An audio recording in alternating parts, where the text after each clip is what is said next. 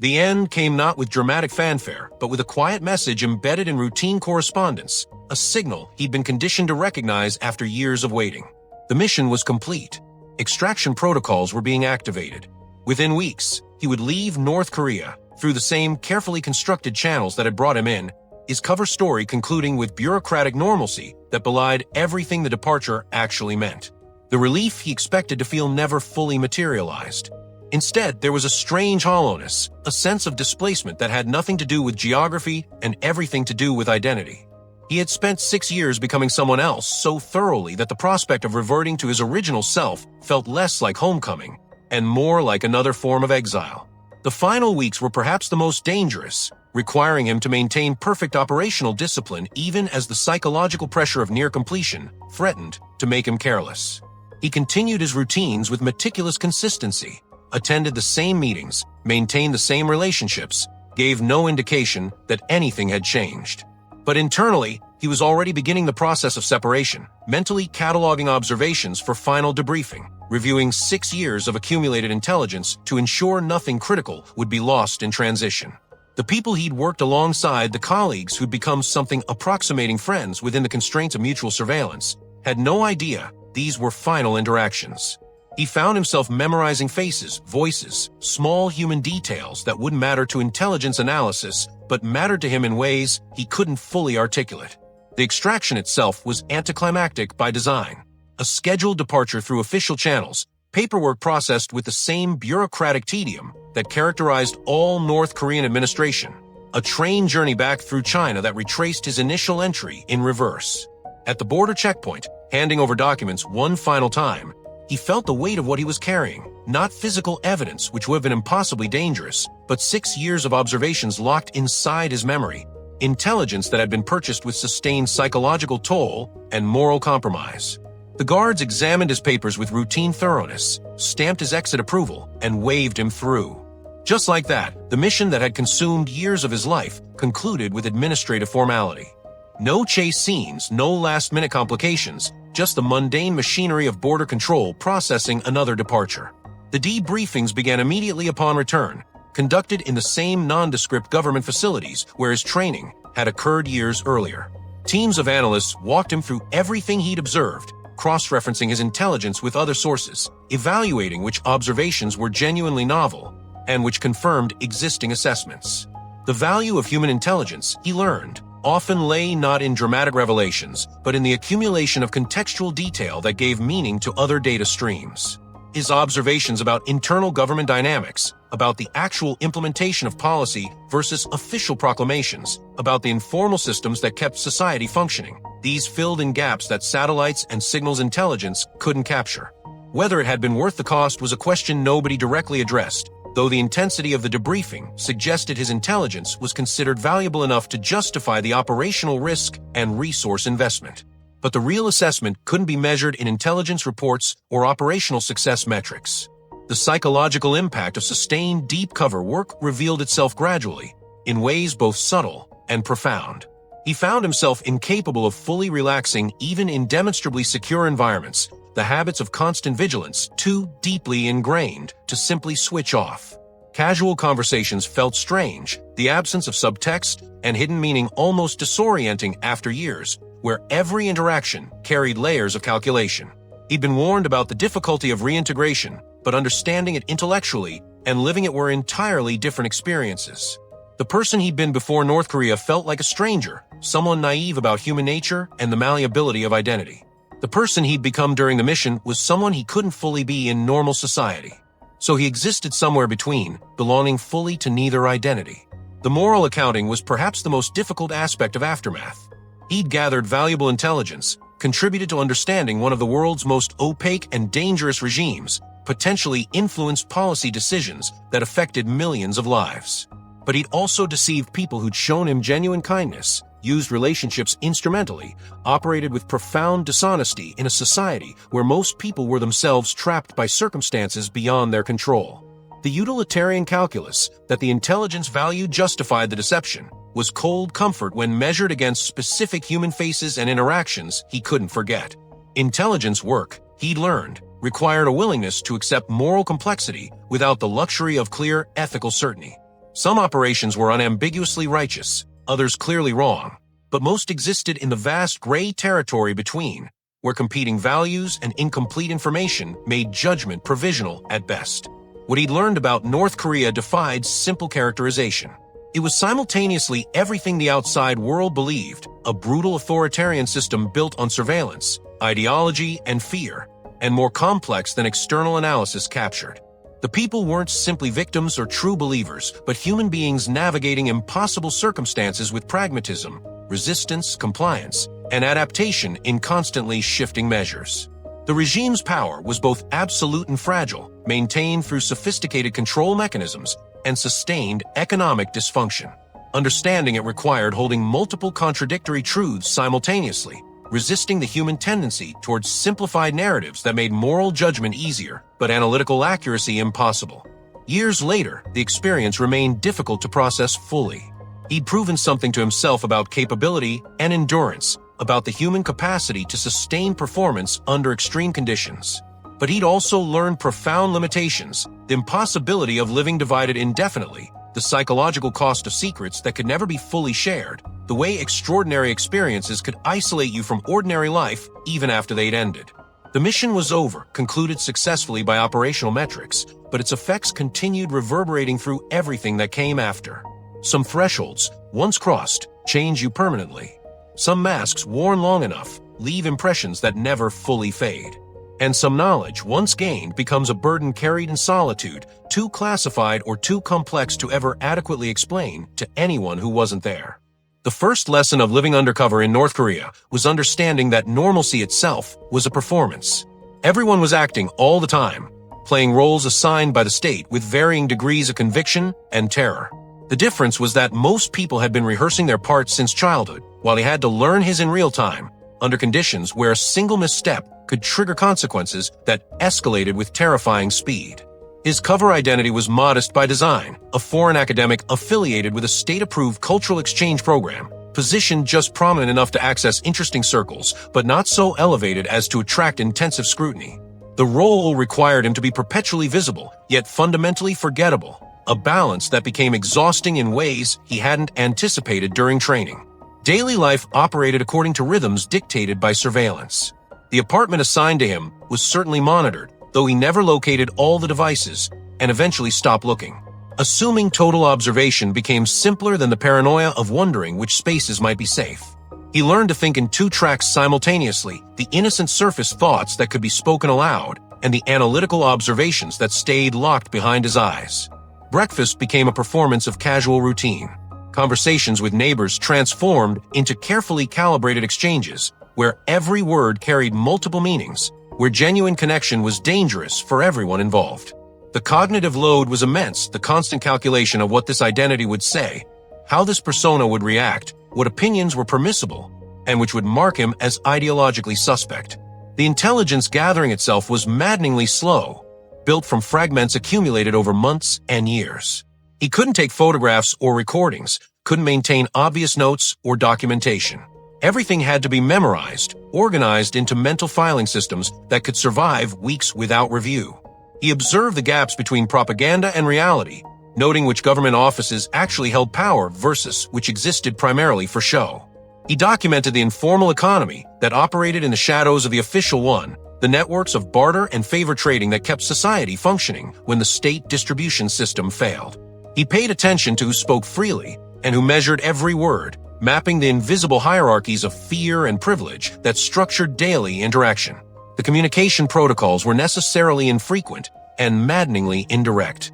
Dead drops in locations that could be visited without arousing suspicion, coded messages embedded in academic correspondence that moved through official channels with glacial slowness, brief encounters during approved travel that allowed for rushed debriefings before returning to isolation.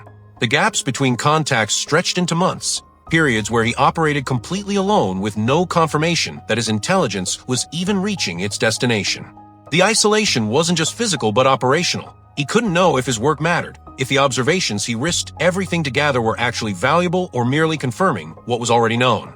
Intelligence work, he learned, required a particular tolerance for ambiguity, for investing tremendous effort into outcomes you'd never witness or understand. The near misses accumulated slowly, each one a reminder of how thin the margin was between successful operation and catastrophic exposure.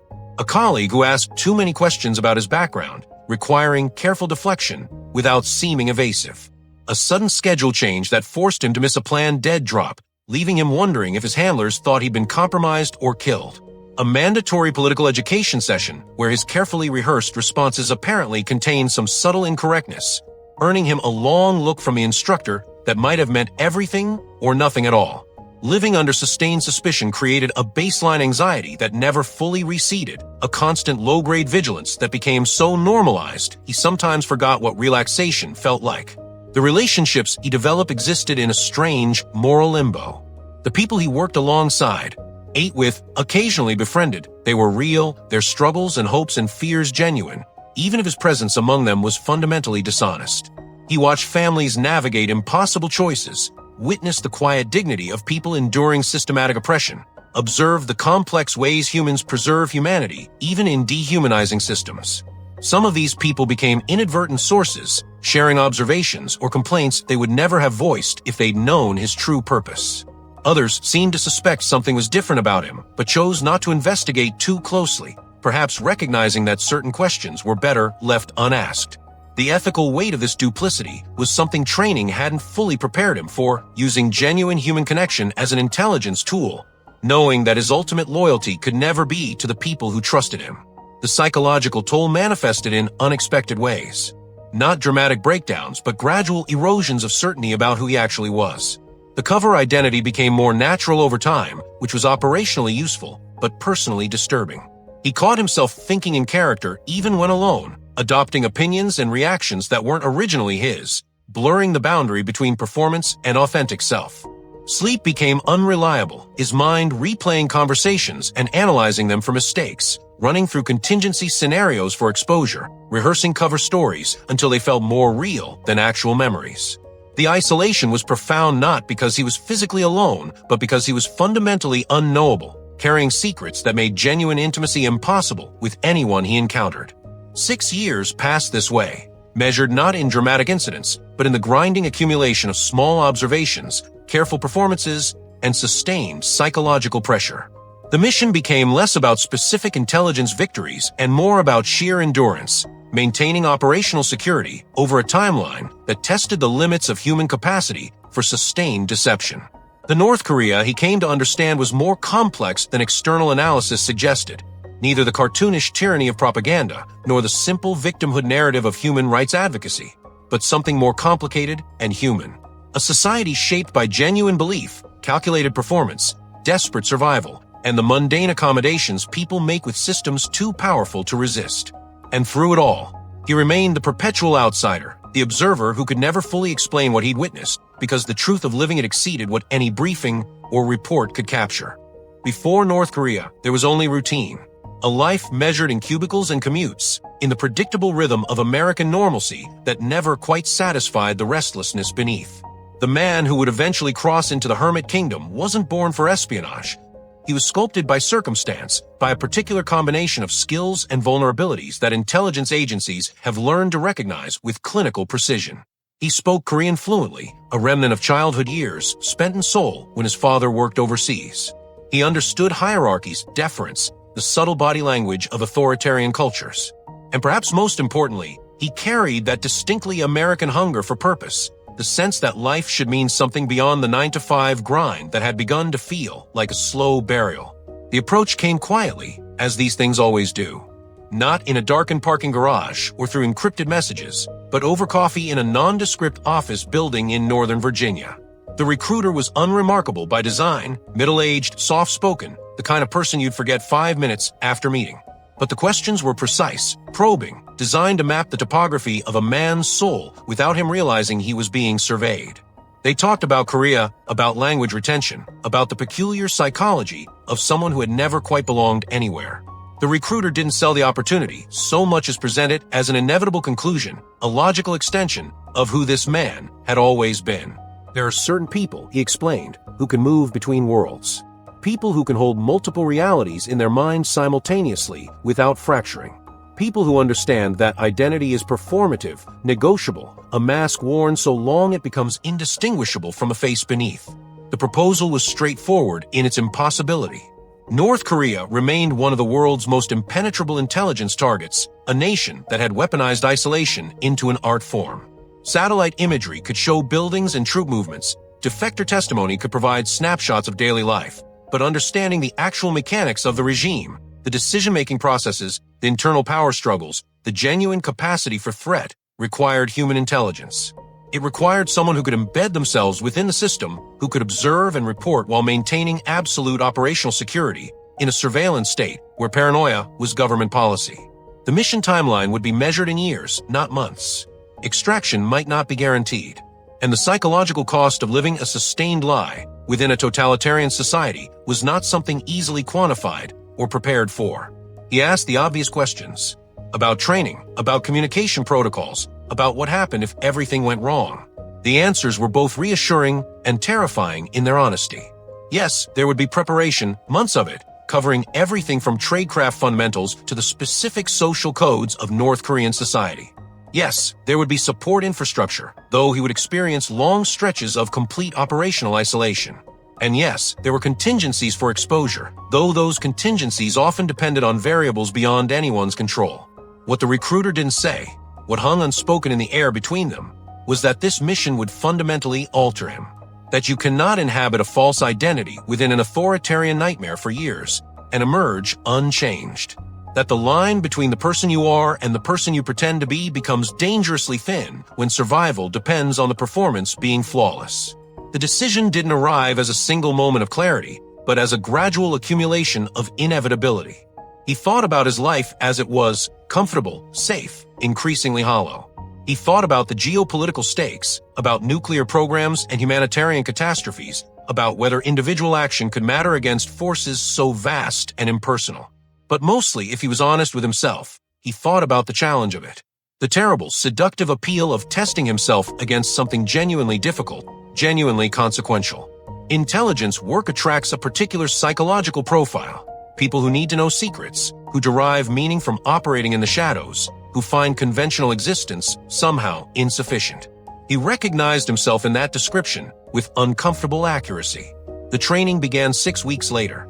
Language refinement, ensuring his Korean was regionally appropriate and temporally current.